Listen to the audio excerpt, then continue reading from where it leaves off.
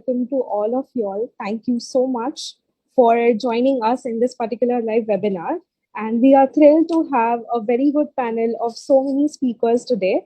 And I understand this is one of the most crucial period for so many students and so many parents out there who is deciding about what career to go ahead with next, and what particular field one person should choose as a student. Where most of us are majorly aware about all the mainstream careers like medical, engineering, etc. However, in this particular area, in this particular era, there are so many more careers, there are so many more opportunities which can have very flourishing future. In today's webinar, we would want to talk about those flourishing opportunities and those flourishing careers, especially in the field of design. In today's panel, we have a list of people who are coming from different fields, different backgrounds, who would love to address all the viewers out there in whatever knowledge and in whatever exposure that they have. And again, thank you so much for joining this particular webinar at 6 p.m. on Sunday evening. It means a lot. And again, apart from designing having a very huge scope in future, it also leads to an overall development of an individual's personality as well as brain. So yes, our distinguished panel of guests who would be addressing our young aspirants, I would really like to welcome all of them. And also to the viewers, all the parents as well as students who are seeing us right now, who are joining us right now, I would let you all know that you all can ask any and every question that you all have regarding for any speaker out there, and any one of us. Please put your questions in the comment box. So when we have panel discussion, we can definitely take ahead with your questions. So yes, now without any further delay, I would want to invite Parul ma'am. Parul Joshi ma'am is a passionate academician and architect, and of course, she is a curator of this amazing session. Thank you so much, Parul ma'am, for joining us. I would want to ask you what would be your advice, what would be your opinion for all our young aspirants out there who are watching this live. Thank you so much, Riddhi, for doing the honors of starting off this conversation for us. I hope you can hear me clearly. Okay. So again, firstly, I would like to welcome one and all on this webinar. This is a very important period for all of us, where we need to take some very crucial decisions about the future of our child and what stream he's going to embark upon, what is his career going to be. And that is how we have all come together, we like-minded people who are much interested that each child, each student is put in the right track and he pursues his passion and he excels in whatever he does. So the first way to ensure that the student excels in his or her pursuits is to follow your interest, your aptitude, and your ability. That is the students, of course. We are Arkin at Arkin. We can go to any extent to extend a helping hand to you. We can take an aptitude test of your child. To find out where are his skills put to optimum use, where his pursuits will be properly rewarded. And we also train all students in a very fantastic upcoming stream in India, which is design. Sadly, fortunately or unfortunately, design is at a very nascent stage in India. There is not much awareness about the stream amongst parents, neither among students. And it is very different from what the students have been exposed to, the training or the studies or the curriculum or the academics that the students have been exposed to up till now is something very different than what is expected from a design aspirant. And I'm sure all of us here, whoever, all the adults, all the parents, they would realize that most of them, whatever they have studied in their school and college levels, and when they come out in the world, we have to face with a job, with a work, with a responsibility, with a challenge, we have at our level always faltered in some way or the other, and we have always uh, thought that this was not taught to us. I'm sure all of us here have that experience, that wish we were taught this in our school or in our college or in our education, even in professional education. So Arkin is here to bridge the gap between what you are going to work in your real life as a profession and what you need to learn. That has been the basis of Arkin. So in a brief, I can tell you that we are training for all the design entrances, which is NATA, NIT, NIFT, and UCED. That is architecture, fashion, design. And UCED is one of the recent entrants into the competitive exams, and they have raised the bar for all the entrance exams across the board. So UCED is an undergraduate common entrance exam for design, which is conducted by none other than IIT. IIT Bombay is one of the hub of these courses. They offer a bachelor's in design in the streams of industrial design, mobility design, and moving images design. So Arkin is a front runner in training successful aspirants and getting successful results for their training, because we have over the years, we are all very professional people heading the team here, and we have developed the curriculum which our students can take advantage of and train themselves for. So, Riddhi, I would get you back in here, and we can proceed. I am very, very happy and thankful to the distinguished panel of guests that have agreed to join us here to give all the parents and the students a right perspective for taking a decision, so that whatever their decision is now an informed decision. Thank you so much, Riddhi. Thank you so much, ma'am. I'm sure all your words are going to definitely help our young aspirants out there. We are privileged to have a learned scholar and a passionate researcher amongst us to guide the young minds in their pursuit for a suitable career. Dr. Sanjay. Dr. Sanjay's lab at Tata Institute of Fundamental Research conducts interdisciplinary research ranging from physics to neurophysiology. He completed his PhD from University of California and postdoctorate from University of Washington. We are very happy to have you, Dr. Sanjay, on board. And according to you, what would be your piece of advice to our young aspirants? Definitely, my advice would be to follow your heart and to make sure that you do not get too swayed by the formulaic patterns that typically guide us. I mean, a lot of people will tell you that such and such career has more scope, or you'll get an employment or a good package or something like that. Remember that when somebody is telling you this, that message is reaching out to scores of lakhs of students. And so there's a mad rush to go to specific careers, which means that, it's not necessarily going to be the case that when you come out and graduate, that you will not have, or you'll have an easy time. Now, I certainly think that there's a lot of careers outside. I'm a bit of an odd person out here. I'm not an architect or a designer, but my work involves both, and I've certainly hosted interns in my lab who were from both of these streams, oddly enough. And so, you would think, what does a architecture student or a design student have to do in a science lab, especially my kind of science, which involves insect architecture and insect flight?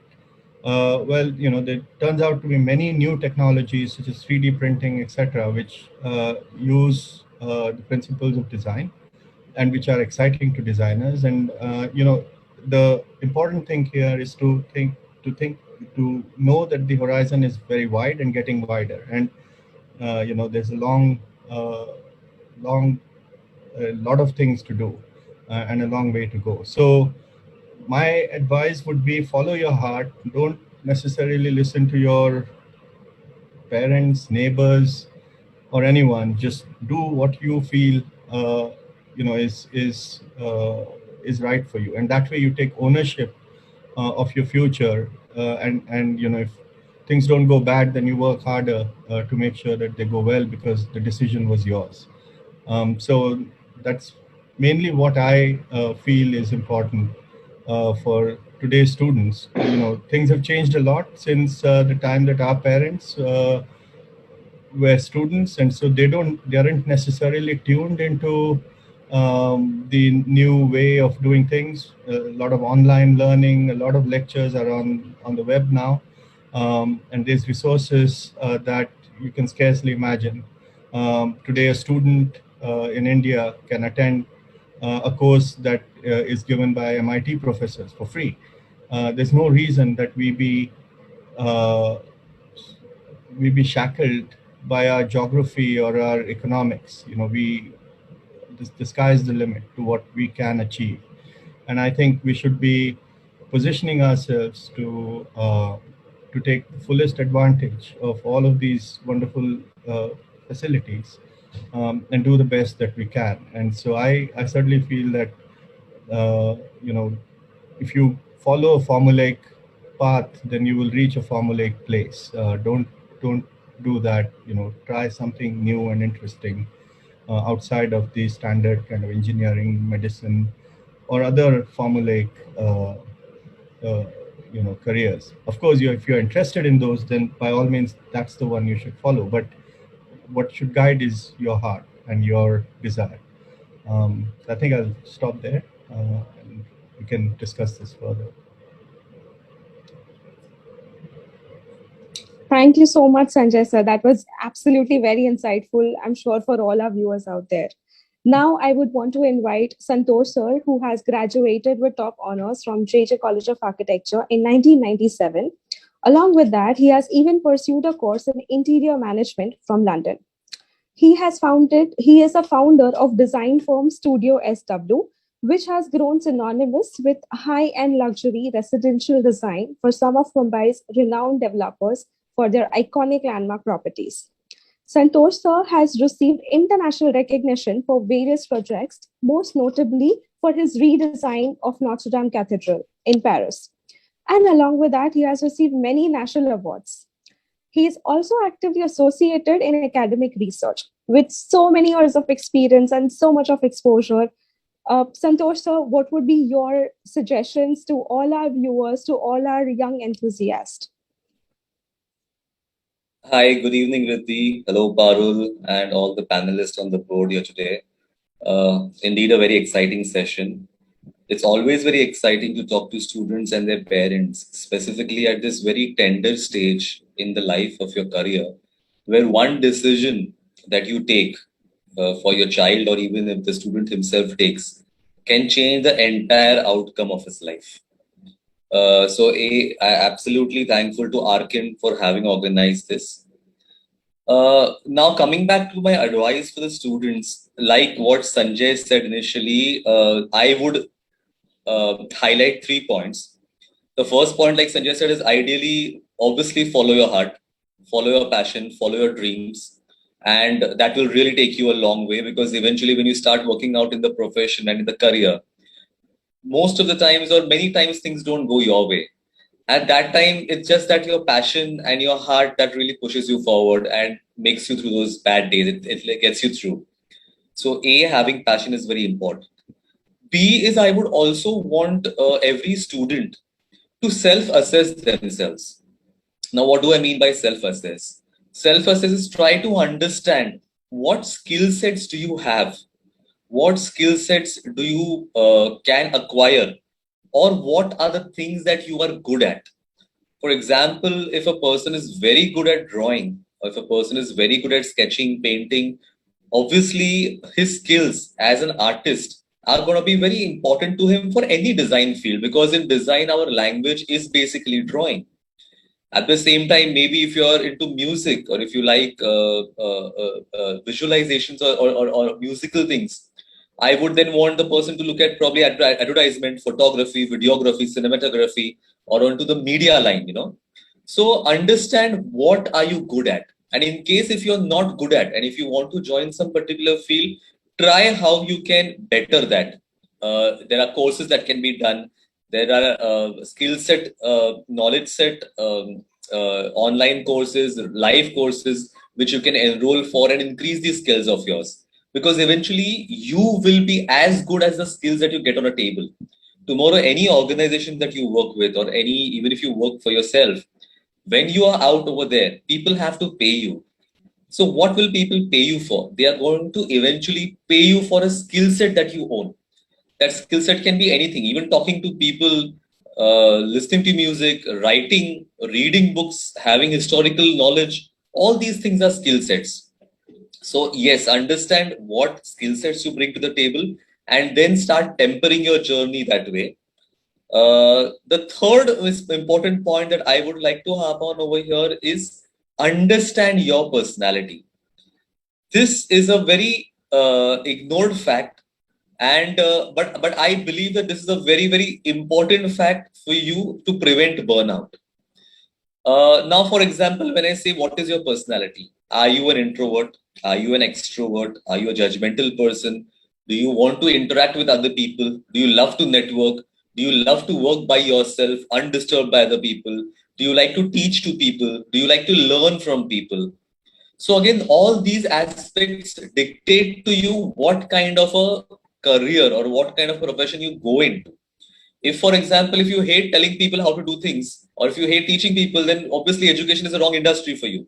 At the same time, be it architecture, we are interacting on a daily basis with multiple amount of people. Right now, as I'm chatting over, there are WhatsApp messages, even on a Sunday evening, that are coming to me for so many decisions that I have to give.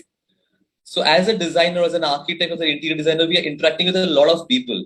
If a person who is probably introvert likes to do design oriented things, these would be a major deterrence for the person, and he will really probably burn out.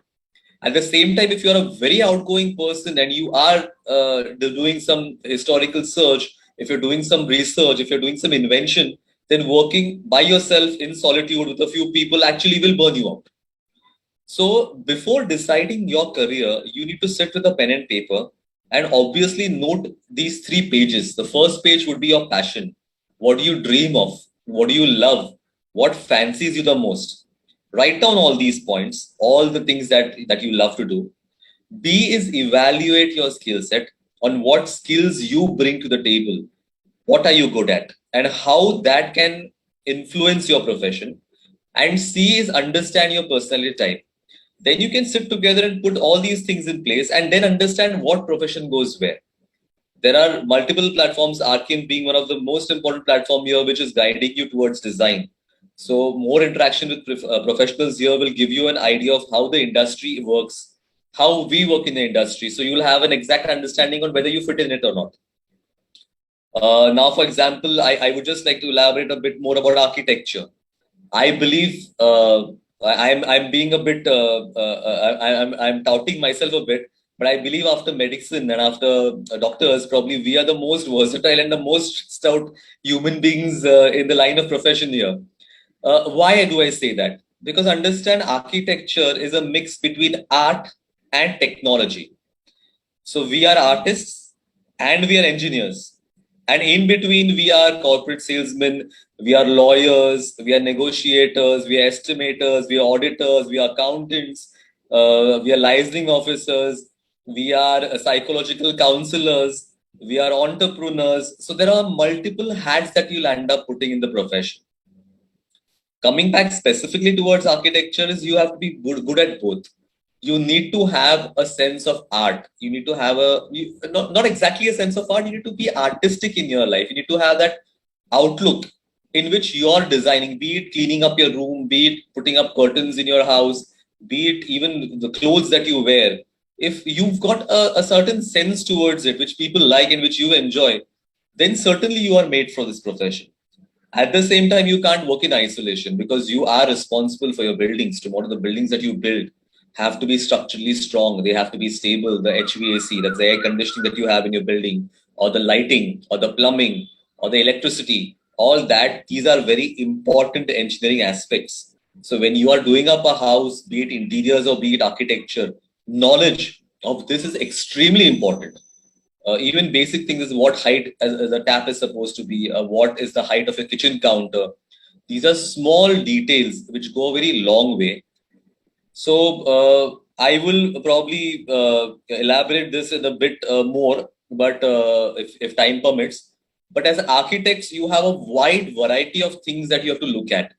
So you have to be very smart in multiple aspects of the profession, and have both the sense of art as well as the sense of technology.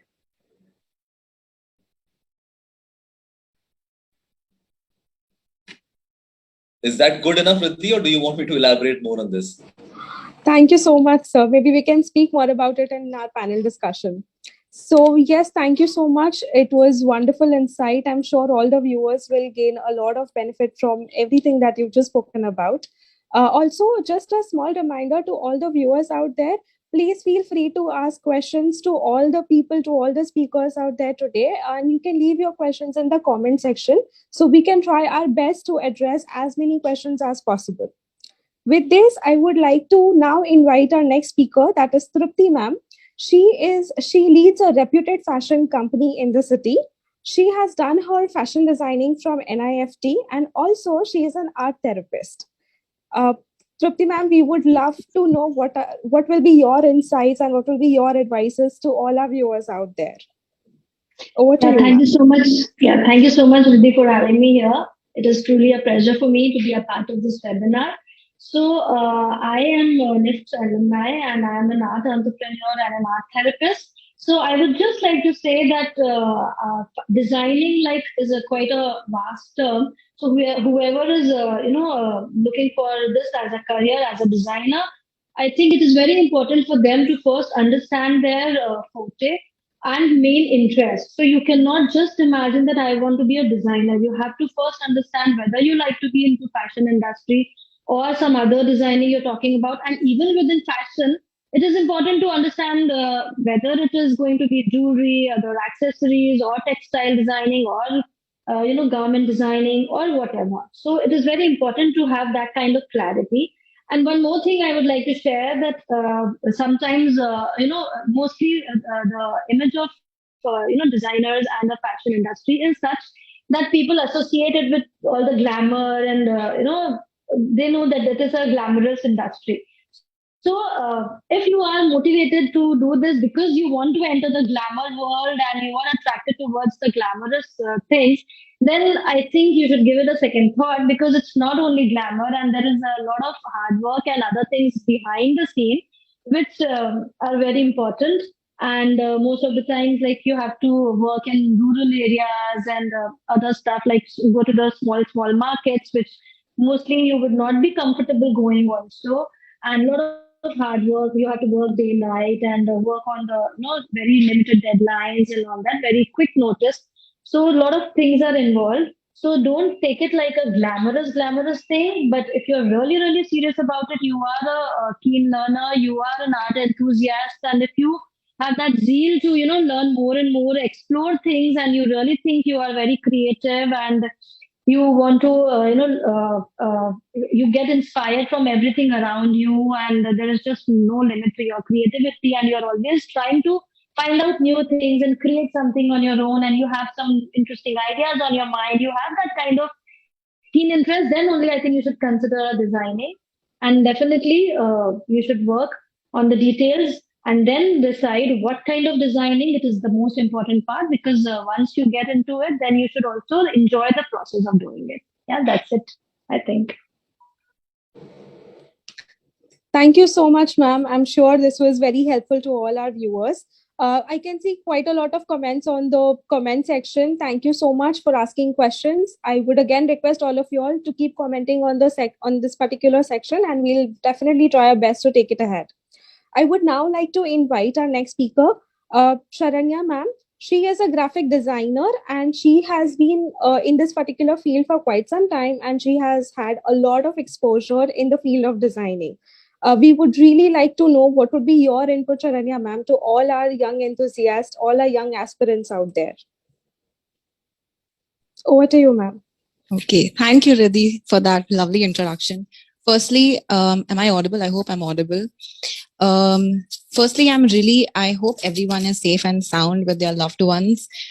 Secondly, I'm really happy to be a part of this panel discussion with such amazing people out here.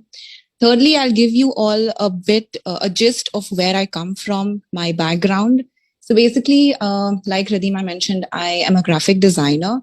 I have been fortunate enough that my family and my parents have really pushed me in the right direction to pursue my career in creativity. I've always been inclined towards fashion, and I've been inclined towards fashion and creativity and art right from childhood. And that's how I got into what I am today. So I started with my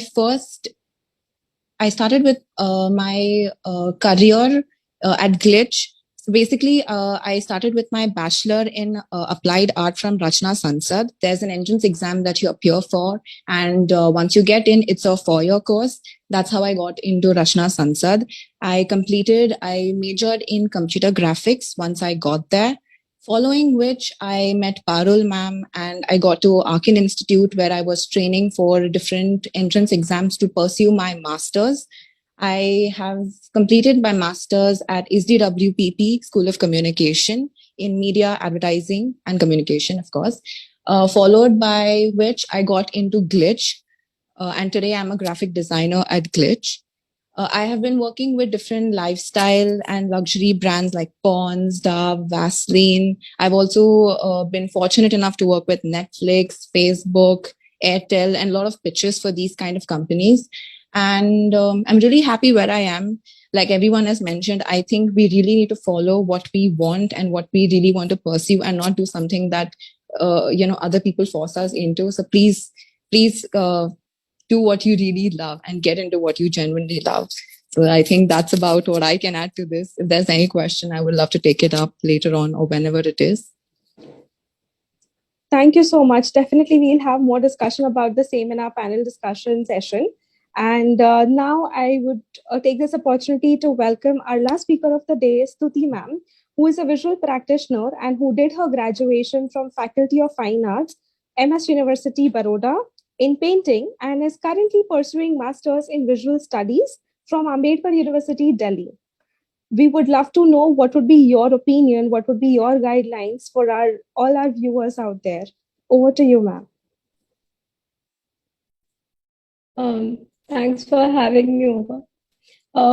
I spent around 4 years in Arkin in my formative years, and I think they were very crucial years which still help me today to understand the field I am in, to work through things, and especially all the processes and the exercise that we were exposed to do. Things like doodling or observation exercise that was all about being more observant to sounds, textures, smells, and the everyday life, which is often taken for granted, but then to look at it more closely, to analyze it more, and then to work through that. The other thing I think as an exercise which has helped me immensely is also to be very conscious of the process one is in. So it's not always about the end result or an image that gets exhibited in a gallery or somewhere, but process for me remains more important than the end product itself. And I think this is an important takeaway from my training at Arkin, where we were always asked to even to do a lot of thumbnails and have various ways in which we are organizing our stuff, designing the picture plane, composing things, and see that what are the kinds of sensory effects that it is triggering one to. The other thing is also that instead of looking at either of these fields, be it art, be it painting, sculpture, architecture, fashion designing, or advertising or graphic designing in isolation, I think it really helps to look at all the interactions and conversations these fields have with one another, and to look at it much more holistically, where even the way one engages with the world visually has a lot to do with the way the urban environment is created, things are planned that also determine what comes into view, what doesn't, what are the various kinds of hierarchies that are at play, and to look at the entire view much more holistically, but then also to look at interlinkages between each of it. And also not just to look very like pigeonholed into your own genre or your own likes and dislikes, but also be open to various kinds of things, be it movies, be it literature, and keep yourself open to various kinds of possibilities. Experiment is very paramount, and also keep visiting galleries and exhibitions, and keep looking at what are the various kinds of ways in which people are approaching towards even one thing, and how is it that one discipline enters into a conversation with another. So even the way functionality and applicability in routine interactions, and how can one resensitize themselves in the realm of everyday towards things to also overcome the way we've been trained to notionally look at things. So I think that's all I have to offer. If there are any questions, I'd like to take. Thank you so much, Stuti. That was wonderful. Since we are done with all the speakers from today's panel, I would now request all of us to go ahead with the panel discussion. Parul ma'am, would you please like to start with your questions for our different panelists?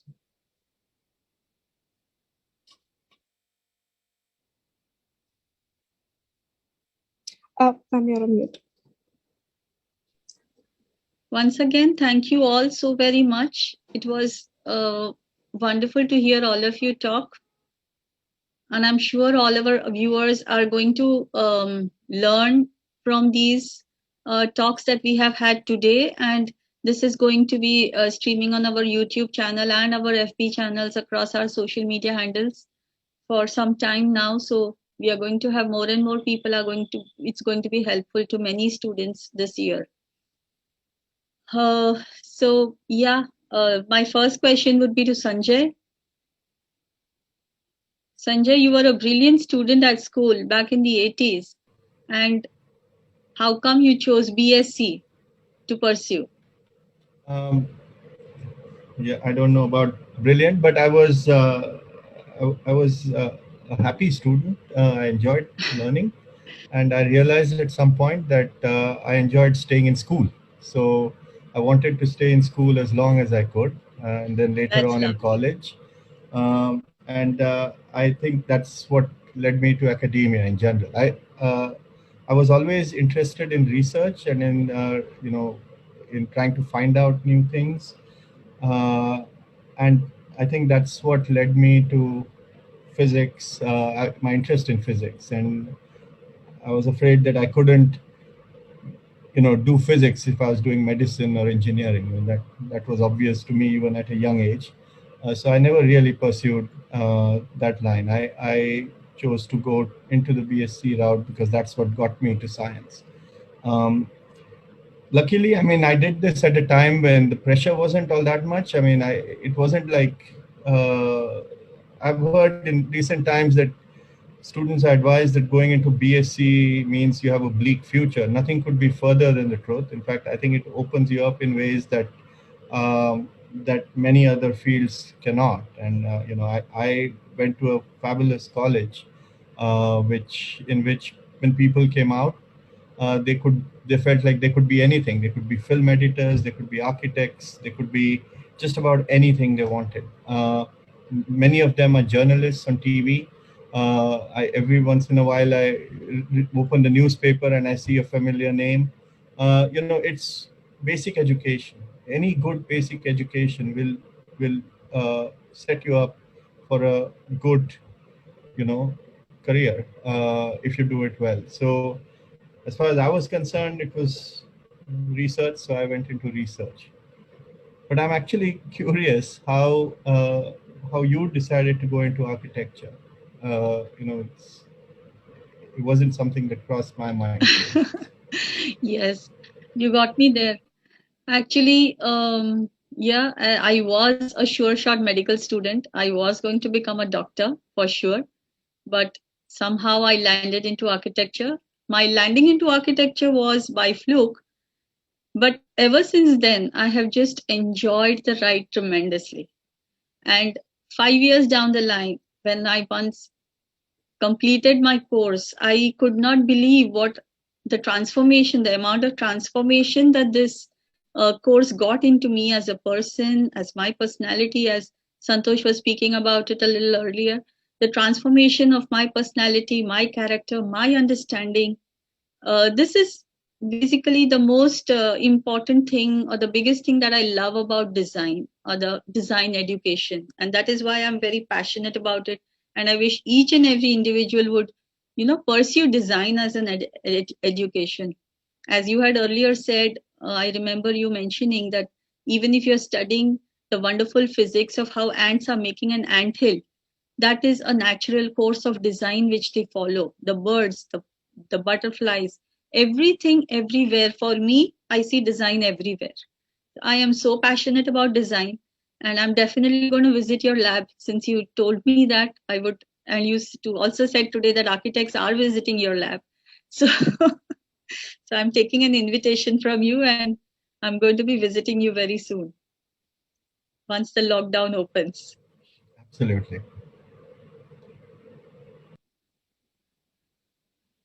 Santosh, let me include you on the discussion. How was your experience with as an associate of one of the most popular architects, most commercially successful architects, none other than Hafiz Contractor? For 10 years, you were an associate with him. So hi Parul, and I want to join you in before we start the conversation with visiting Sanjay's lab. Absolutely. So you have to visit us, Sanjay. Because you remember, Parul, that we had one student when I was also a visiting professor earlier. We had a student who was doing thesis in biomimicry. Yes. I was speaking with Sanjay earlier yesterday about biomimicry. So you see Zaha Hadid, you see Rem Koolhaas, all these architects. Santiago Calatrava, the biggest architectural name today in the industry. He does such beautiful architectures, all on based of bone structures of animals. I was yesterday seeing a beautiful building done by somebody on the lines of a stingray fish, and it is somewhere in China that they've built it, and it's so beautiful. Antonio Gaudi was very, very much inspired by biological structures. Yes, organic. Yeah, his organic architecture. So yes, now coming back to the topic, Varul, yes, I was working with an institution himself. I was working with architect Hafiz Contractor for about 10 years.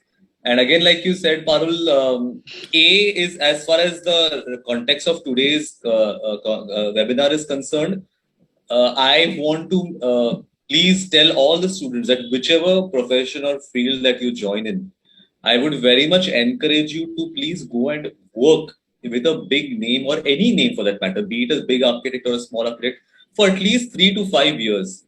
Understand how this profession works. Today, also in our line, in my office, I've got so many new trainees and interns. They do 6 months of internship somewhere and they want to start their own office. These are professions. Understand, we are a part of a profession. We are a part of a trade. Earlier, if you see in history, if you see Indian architecture, the beautiful architecture that we have, they were temple architectures. They were all passed on father to son, son to grandson, maybe daughters, granddaughters. It's all by learning, by apprenticing with somebody, which it be a big firm, be it be your own parents. You learn a lot of things by staying and working with somebody. Be it your college, be it your university, be it Akin for that matter, that cannot teach you everything. They can give you theoretical knowledge. They will give you practical knowledge, but your experience today counts the most. Today, if you're going, if you're not well, you want to go to a doctor, you would rather go to a doctor who's got many years of experience rather than somebody's fresh walking out of college. Same way with our profession. Be it any profession, always people will work with you for your experience, and obviously your talent and your intent of design and your brilliance is a different matter. But yes, I would want people to apprentice. So with my memories Santosh, of working with Hafiz, if I may interrupt you, we have a few questions which could be addressed to you. So since you are on the topic, Tejaswi Shinde wants to know more information about interior design. Vibha Gujarati asks what are the specializations in the scope in architecture, and those are the questions for you. Okay, so as I will again go back to, I'll just briefly start with my Hafiz contractor stage. So Yeah. there we were working with a massive organization of close to about, I think about 500 people there. I was just a very small trainee. And over there, Parul, in that earlier days, we had these big blueprint machines and ammonia blueprints. And we had these massive sheets. We didn't have computers. We just sit in a hand draft and something goes wrong. Again, erase the whole thing, start tracing out. And that time I was working with a big five-star hotel in Jodhpur. And, we had nobody there at that time. You had to do your own drawings. You had to trace yourself. Things go wrong, stay back at night, erase it, go to the ammonia print room, get the prints done, fold them, courier them at 2:30 at night, go to the courier guy's office. So the whole trade we've learned. You're scaring my students. But again, Parul, I don't intend to scare people, but this is the rock solid experience that you need to have initially. Yes, of course. We have to make them strong. You have to, because once this process is done, then anything. Today I have my own firm. I have these. It's not that we don't have these problems. We have these problems on almost a daily basis. Now we don't have ammonia print machine, but we have our computers don't work. Our printer stopped working. The ink on the printer is dried up. Then what do you do?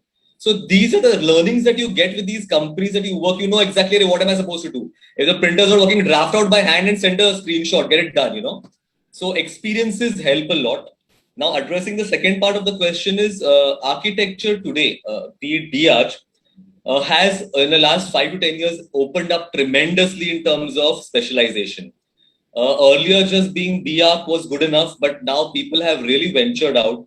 You have furniture design, you have product design, you have visual merchandising, you have interior design, you've got interior architecture, you've got architectural research, you've got history and preservation, you've got heritage architecture, there's lighting design, there's HVAC design. There are like a lot of specializations that you can do in architecture. But it is very premature right now for me to advise anybody on any architecture specialization. You have to go through the grind, study for 5 years. And while in the 5 years, once you understand these topics, like you may have a climatological topic or you may have a landscape design topic in your curriculum.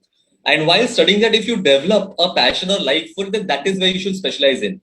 Do not think it's what is very rocking right now. Let's go do that. That doesn't work, because about 5-10 years ago, a lot of these industries were not there.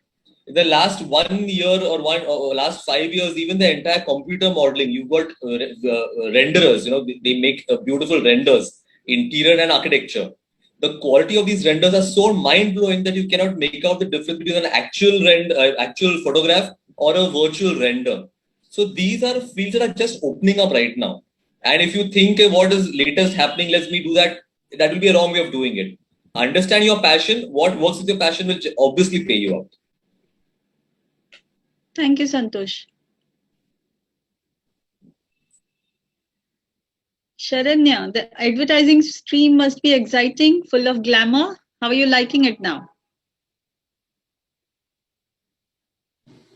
I wouldn't really label it as glamour, to be very honest, because that's only the outside part of it. That's how we all thought it was. At least that is what I thought it was.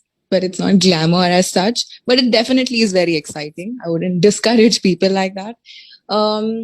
It's more of, I think, understanding different kind of processes. Now, when I was studying design, I had a very different perspective about what an advertising agency is. But when I got into an advertising agency is when I actually began to realize that it is much more than what we give it credit for. For example, if I come from a design background, it's not necessary that I'm the only creative person out there.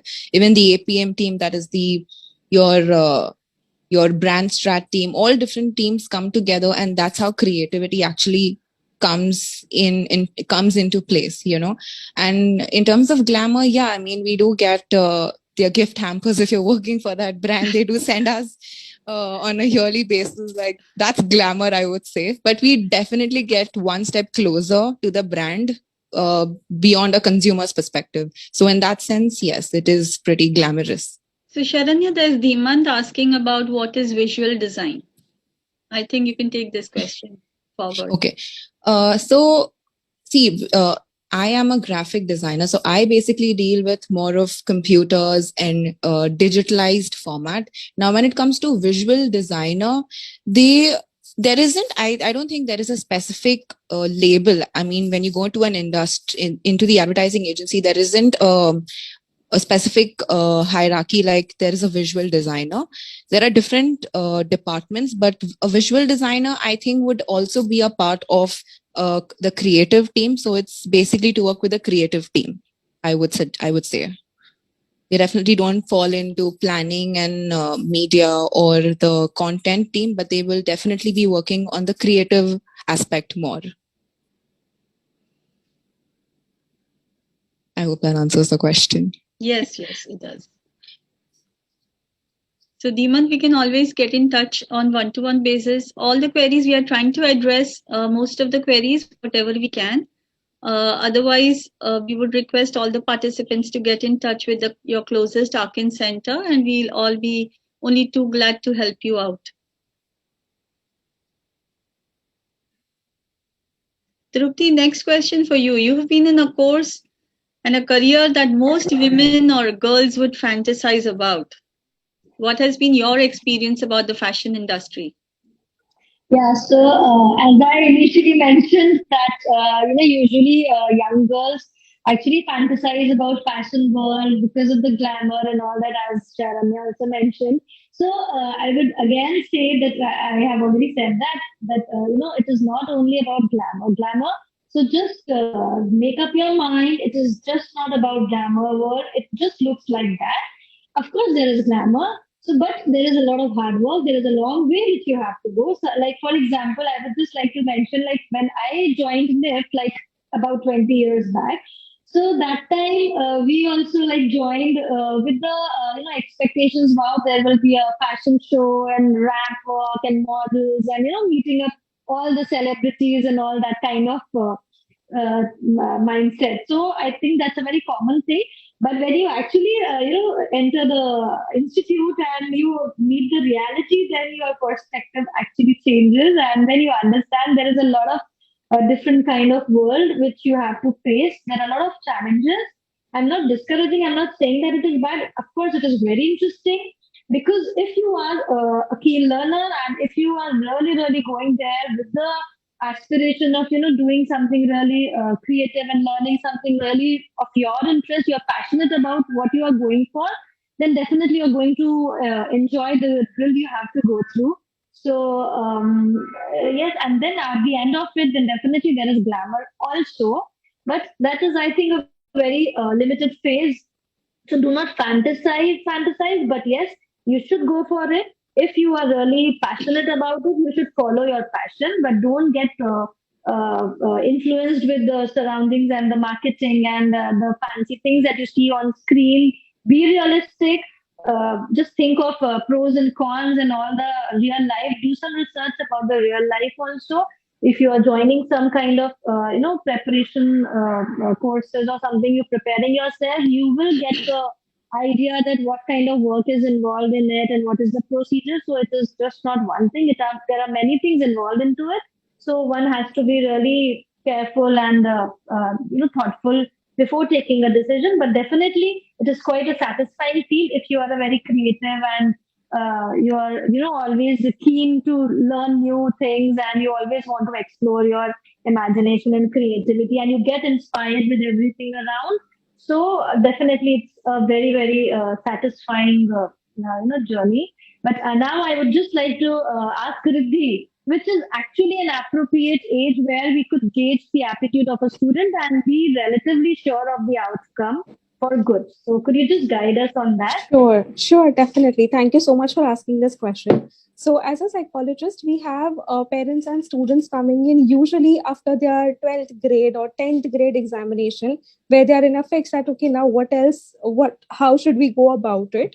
So according to me, appropriate age would be anything between 14 years to 17 years, because by this particular time, we are pretty sure about what a student has an aptitude in which field a student can excel with respect to the skills that he or she has gained in this particular course of their education and with all their experiences ahead. And along with that, I would also want to mention that aptitude alone is not enough for choosing any kind of field. I think we should also consider the aspect of personality, interest, and along with that, even emotional intelligence. many a times I can go ahead in a field where I'm having aptitude, I'm having skills, I am having also interest in it. But if my emotional intelligence, if my emotional bandwidth is not really related to that particular field, I might experience burnout much early in my life, which again might lead to series of psychological concerns, series of mental health issues. So yes.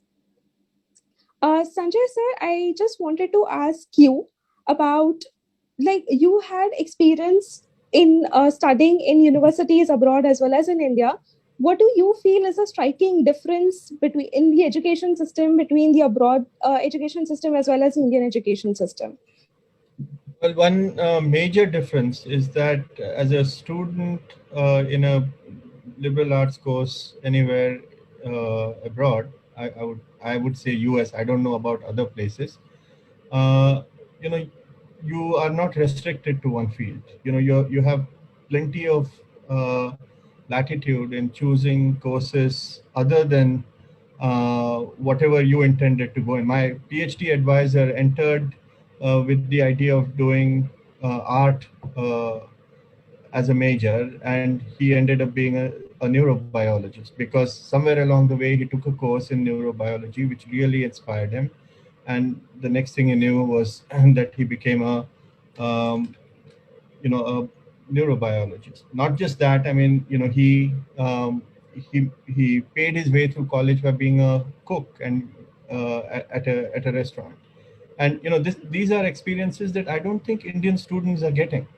These are really important experiences. As a result of this, we have a very weird attitude towards other professions. We have a mental hierarchy of professions. We feel, oh, you shouldn't grow up and become a cook, or you shouldn't grow up and become a waiter, or you should, we have a weird sense of a hierarchy. Something is better than others. I actually think that you could be excellent, whatever you're excellent at is something to be proud of. If you're a really good plumber, fabulous. If you're a really good carpenter, fabulous. We need such people. And I think what is happening right now in India is that people are getting told or given the wrong message that certain professions are better than other professions. As a result of which, they actually don't follow their heart. They end up following somebody else's formula, and they are miserable at the end of it. A large number of them are miserable because they've just not followed their heart. If they had an interest in art or architecture or design or, you know, uh, filmmaking or whatever it is, they would have been happy. Even their failures would have made them happy, because they were their failures. They were not somebody giving them wrong advice. And I think that kind of ownership is not being encouraged in our system. So that's certainly something I would say is very different. There are many other differences, but this is the key one that I think of. Thank you so much, sir. Santosh, sir, I just have a question for you. So you have been an active participant as mentor and researcher in design education. What would be your thoughts on how this stream is different from all the other conventional streams like medicine, engineering, or even commerce related streams, and how like architecture is different than the other streams of engineering particularly? So, Riddhi, what happens in architecture is it is not, like I told you earlier, we are a trade industry.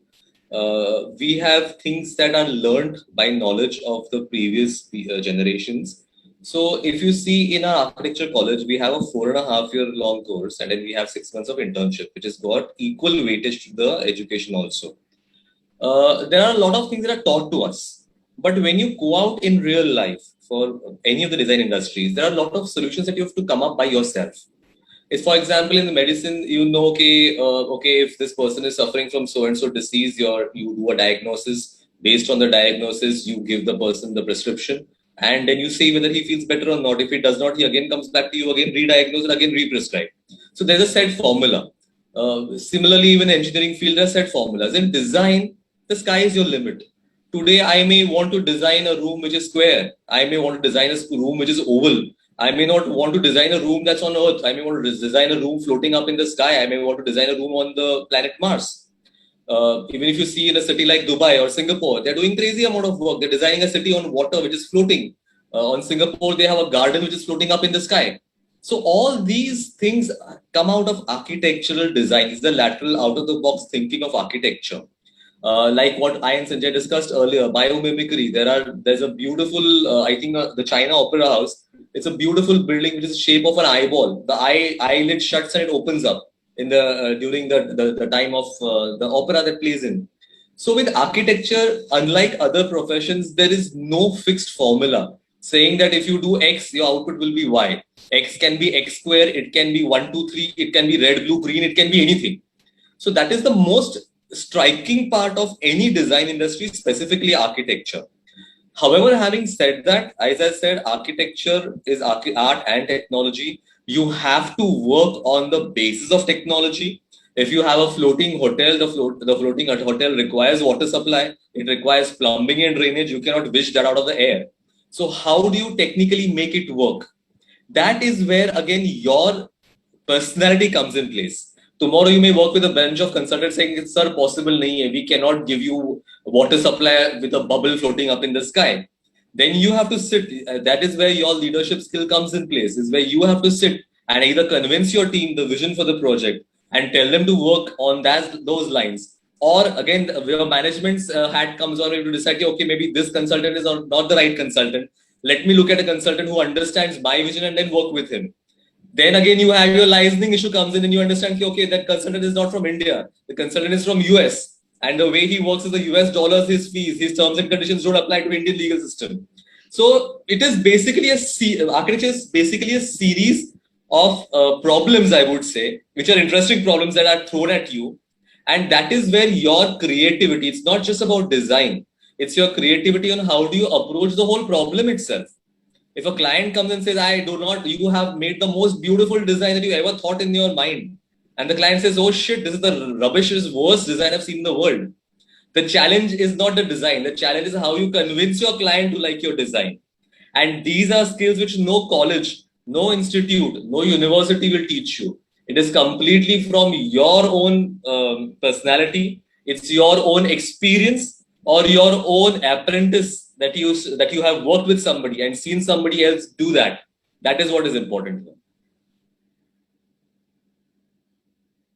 We have some questions. Thank you so much, Sanjay. It was really enlightening, your talk, and interesting. And there are some questions which we need to address now. Gia, you are very much interested in UI UX design. I must congratulate you on that choice, because UI UX is the most upcoming stream in design, and it has a huge potential, and there is a big dearth of professionals who are qualified. There are many institutes. Please connect with your closest Arkin center and we will guide you on how you can prepare for it. Pavitra, yes, Masters NIFT is giving out a few master degrees of MDes for applicants who are not BDes in NIFT. Again, for details, you can connect with the closest center and we will guide you. It is possible, but we will tell you what are the conditions or what is the way of doing it. Because NIFT has some master's programs which they have specially curated so that a student who does not have a bachelor's in design can join and he can develop the required skill set for that, he or she. So, yes, we can move on. Sharanya, I would like to hear about some exciting campaigns that you have been doing. I received exciting one. The most exciting one. There are many now. It's difficult to choose one, but I'll talk about two. One being Facebook and the other being Netflix. Netflix, because of course it's Netflix. Everybody today, especially during this pandemic, I think everyone's stuck either to Netflix or Amazon or one Stocks of these. Have gone up, I'm sure. Yes, definitely. So yeah, I received an opportunity to work with Netflix. So we were doing a very interesting campaign. If you've seen, if everyone's following Netflix on Instagram. So at Glitch, we usually do a lot of social media content that goes on Instagram, basically, and other apps like Facebook and other e-com apps.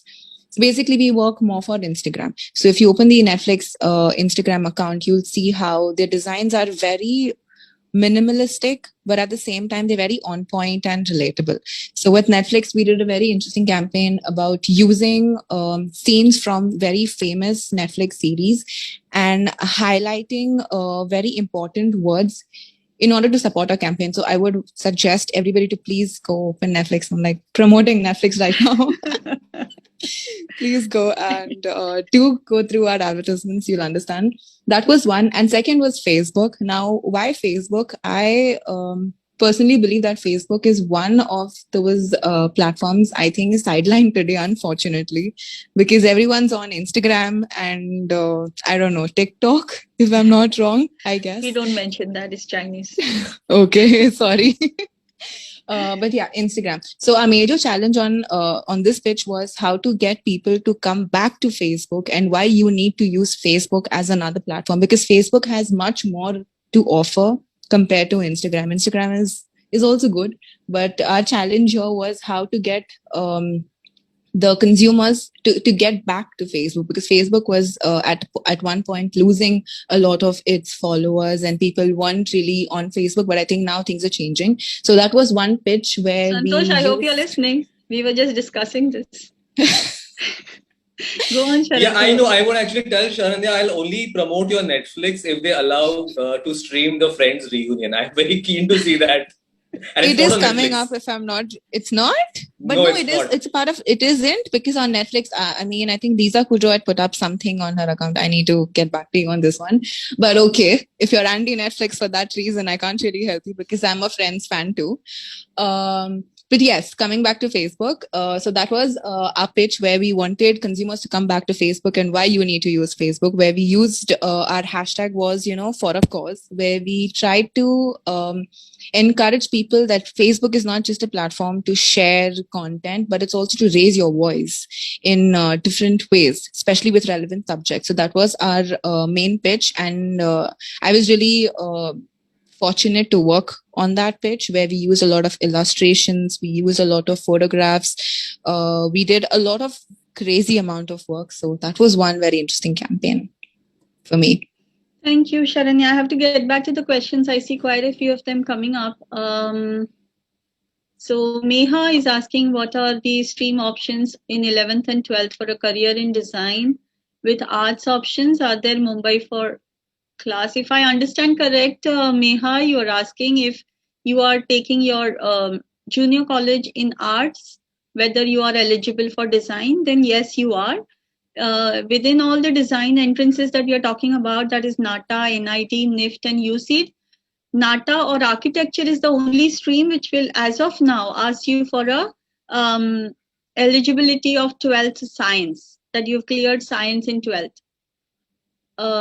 But other than that, all the other exams, they are all, they want only minimum eligibility of 50% in 11th and 12th. And Ketki is asking, do we need any specialized course for graphic design? So yes, Ketki, graphic design, if you want to make a serious career out of it, you have to go to one of the best institutes. And there are very many from where you can join and you can make a good career. So again, we at Arkin will be able to help you out with that. Manisha, if you are good in creating space, making model or art, product or designing a space, which career should you pursue? So Manisha, you seem to be creative all around. Congratulations for that. And I'm also happy to share with you that at Arkin, we have a comprehensive course which prepares you for all the entrance exams at the same time. Be it architecture, be it product, be it fashion, be it BTES from UCEED. So we have one course for which you will be eligible to apply for all these exams. And we usually recommend that our students take all the exams so that the outcome, at the end of the day, when the outcome comes, then you are the boss of your decision. You can take whichever institute you feel is good. Dhimant is asking how should he know if he's suitable for graphic design. Again, Dhimant, we are having free aptitude testing, creative aptitude testing. We have shared links, and if you want, we can still share the link with you. We have very quick and easy aptitude testing tests which are free, which will decide your creative quotient. and which can ascertain if you are you will be very excellent at the creative careers. Kimomi's question, I'm not very clear with what are the topics for commercial college entrance exam. Kimoni, you have to elaborate more on your type of question. I'm sorry, I have to take the questions from the panel discussion. Please carry on. Santosh sir, I just wanted to ask you, how do you view the prospects of a professional architect 5 to 7 years down the line? So the architecture, if you see, is a time immemorial profession. Be it 3,000 years ago India, be it 2,000 years ago Rome, we always needed architects and we will always need architects. So as far as the profession is concerned, definitely it is there to stay and it's going to be rocking on. However, how I see is today it is the world of specialization. So it is not only going to be architecture, because if you see our cities, we have already urbanized to an extent that there is no more space to build anything more. In our cities, we are cramped up. But yes, our grade 2 cities, grade 3 cities, the cities in the hinterland are in dire need of a revamp. They need a lot of construction activities happening there. Our government of India has been promoting majorly deurbanization centers. It wants people to move away from these big cities and start working in the smaller cities, start working in villages. And I see a very, very strong future for architects in the next 5 to 10 years with our government's policies is to go out in the grade 2, grade 3 cities, build beautiful buildings, show your best talent possible to the world, because their land is not scarce. Cost of construction is not very high. At the same time, people there want the facilities of a metropolis like Mumbai or Delhi has. So that is where your skills come in place. B is also it is a time of specialization. There are tremendous amount of opportunities open in a lot of different fields of design itself, of architecture itself. And for that, architecture is a very, very good starting ground. 5 years of a course of architecture really prepares you for almost all of design activities. We have a course in humanities where you appreciate not just architecture, but you understand how the architecture was created. Why was the architecture created? Why were the pyramids built by the Egyptians? So your architecture course gives you a very strong foundation to understand the different aspects of architecture. And while you are studying architecture, I would very strongly recommend, please follow good Instagram accounts. There are a lot of people in my profession. I also have an Instagram account. I actually hate Facebook. I'm not on Facebook, but I have an Insta and I do post things on Instagram. A lot of my colleagues do that. Please follow. Today, we are so lucky to understand what people are doing. You know today what architects are doing, what interior designers are doing. So understanding their issues. Like for example, some lady right now had mentioned that she makes models. And I was attending a big developers meet a few days ago, and the developer was saying, do we have any good professional model makers in Mumbai? Because the models that they were seeing were not up to the mark. So tomorrow, after 5 years, maybe model making itself would be a very booming profession. But for that, the basic is you have to learn architecture. You have to go through the process of architecture itself, and then the sky is the limit to specialize. All right. Thank you so much. Stuti, I just wanted to know what was your best experience at NSU?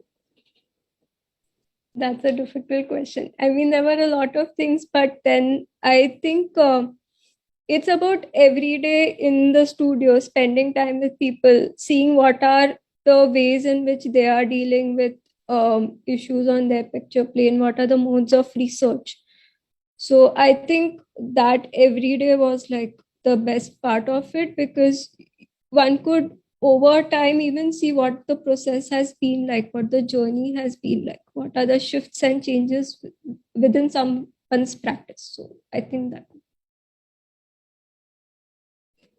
Thank you so much. Tripti ma'am, fashion is often not the first choice for a traditional Indian family. What are your thoughts about it, and why should the narrative change? Well, I feel any line, any career that you choose should not have any connection with the kind of family you belong to. And now it's high time that parents should also understand that it doesn't have to do with your basic family values or cultural values. Because if your child is passionate about something, I think we should let them pursue that their career in that. Because when you're doing something that you love, then it makes your doing becomes very much easier, and you become more successful. This is what I believe. So I think traditions. I don't think that if you're going in a fashion industry, there is any kind of negative impact on your family values or anything. So they should not associate with any other things. If the only criteria should be that your child is creative and is passionate about designing, then I think they should go for it. Yeah. So yeah, I think that's it. Thank you.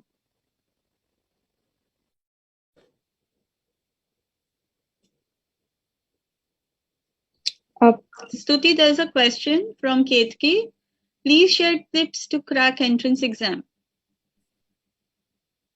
I think practice helps, but then also it's important to know from people who've given these exams before that what are their experiences been like, and how is it that they even managed time. Because I think firstly, be very careful of the instructions that they've given. I think a lot of screening and filtering happens in the first place itself, where they would have asked you to follow these things, and out of excitement, out of it having this baggage of being creative all the time, you go a little ahead. But then there are rules within this too, at least when it comes to entrance exams. So be careful of what is it that they are asking you to do, what is it that they're looking for.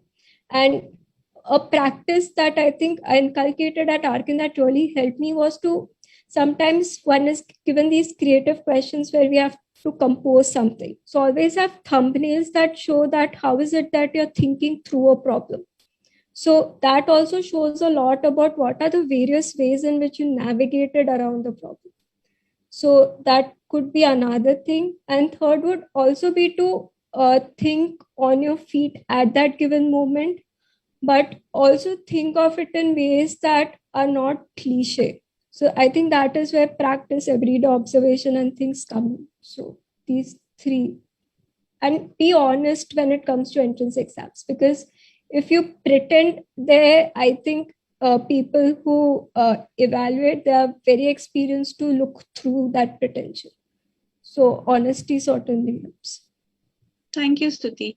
Omkar is asking for the date of the second Nata. It is 12th of June, Omkar, and whether they will consider 12th marks. Nothing is certain about it this year because of the COVID situation. So we'll have to wait for the council's notification on that matter. Over to you, Riddhi. All right. Santosh sir, how was your experience as an associate of one of the most successful architects in India? So, Riddhi, I think I did Yes, briefly we went mention through to that. Parul You did. about it. Yes. We have discussed All right. that before. But that seems to be a rocking question, so I cannot keep on repeating it again. Sure. All right. Yes. Tripti ma'am, over and above your education and experience in fashion designing, you also have been certified as an art therapist. Could you elaborate on how this enorming stream is therapeutic? Yeah, so basically it is again like I was actually very curious all the time to learn more and more. And I believe that things, for me, like the learning never comes to an end. And whenever I start feeling that it is coming to an end, then I look for another beginning. So I completed my designing because I was really, really passionate about, learning new things and trying out those new techniques and new kind of artworks. And while I was working as a designer, I had to work with the rural areas, also a lot of different regions I had to explore because I was working into exports, and they were always very keen on getting work from India, like the authentic Indian work. So I was mostly working with like Japanese and some other European countries also. So they were really interested in Indian artwork, because of which I had to work in a lot of small regions, like explore their artwork and then turn it into a contemporary style and then present it to the experts and apply, implement those kind of things to fashion and then present it to them as per their taste and choice. So while I was doing this procedure, I got really interested in artwork and exploring things even more than before. So as when I was working as a design head, I did that for a decade, and then I had to take a career break at some stage in my life. And that time again, I wanted to do something, so I started my art school. And while I was doing that, I again was feeling myself getting stuck at some place because I was thinking that okay, I'm doing it and I was getting good response, but then how to get another new beginning. So I did my art therapy course also. I learned that so that if I'm teaching art, if I'm training others, then I should also be helped them because I was communicating a lot with the kids and their parents. So there are a lot of concerns which come across, and then that was really satisfying for me when I was doing something with the kids and they were getting good response and parents were getting very happy and satisfied. So I started doing my art therapy and I completed that. So, which now really helps me in understanding every child's need and their interests and everything, and then I can help them in a more productive way.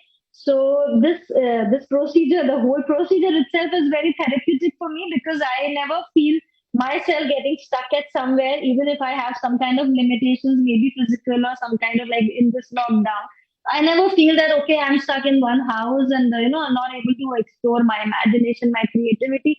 I'm still communicating well with people all over the world. I have like kids joining me from different parts of the world, and I feel really energized, and it is definitely therapeutic for me and spreading my energy everywhere. That's wonderful. Thank you so much, Tripti ma'am. Parul ma'am, I just want to ask you, like, could you just let our audience know how Arkin is different from all the other training institutes? Thanks for asking, Riddhi. So this is a very important point which I would like to know all the audience, let all the audience know here, that Arkin is perhaps the only institute which has each center is taken care of by a professional himself or herself. So each student is the professional's responsibility. So the attention that is given to the student and the training which is given to the student is professional and individual attention is given.